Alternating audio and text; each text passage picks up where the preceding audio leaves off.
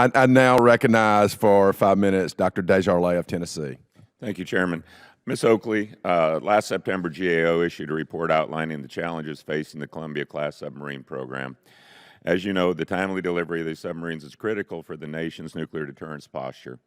Yet the first submarine is projected to be delivered over a year late and hundreds of millions of dollars over budget. Can you provide a brief overview of the most pressing challenges affecting this platform?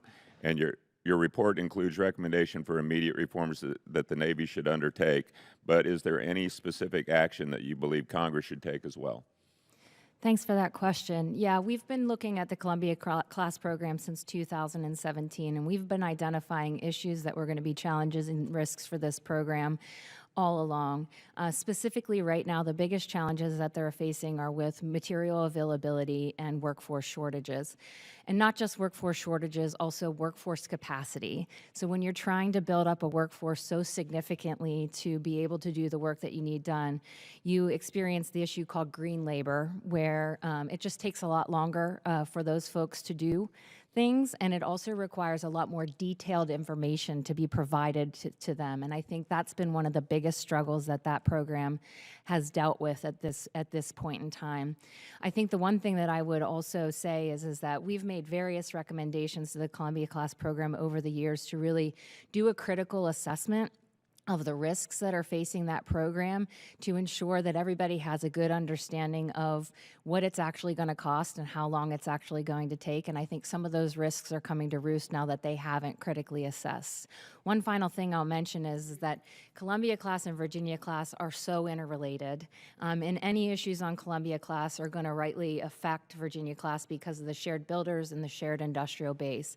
We've been recommending since 2022 that the Navy get the builders to update their integrated enterprise plan, which would identify the resources needed across the programs to be able to execute these programs at that 2+1 rate.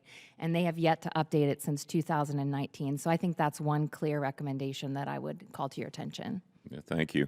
Your report also noted that the Navy has received billions in supplier development funding, yet there's little evidence that these investments have led to measurable improvements. What information should the Navy be collecting to assess the effectiveness of these programs? Yeah, absolutely. I want to be clear that it is going to take time to see results, right? You know, this is a long-term effort that's going to be required, but the problem is it's a short-term challenge. We're facing near-peer threats like we haven't faced before, and so what our concern is that the Navy hasn't positioned itself to know whether or not the investments that it's making in the submarine industrial base are indeed paying off. They can tell you if a piece of equipment was bought or if workforce was hired or, you know, whatever the case, but really understanding, is that moving us in the right direction in terms of the outputs that we need to be able to meet our goals? That's where we're pushing the Navy to develop those outcome-based metrics that they're going to be tracking, and we hope they do it.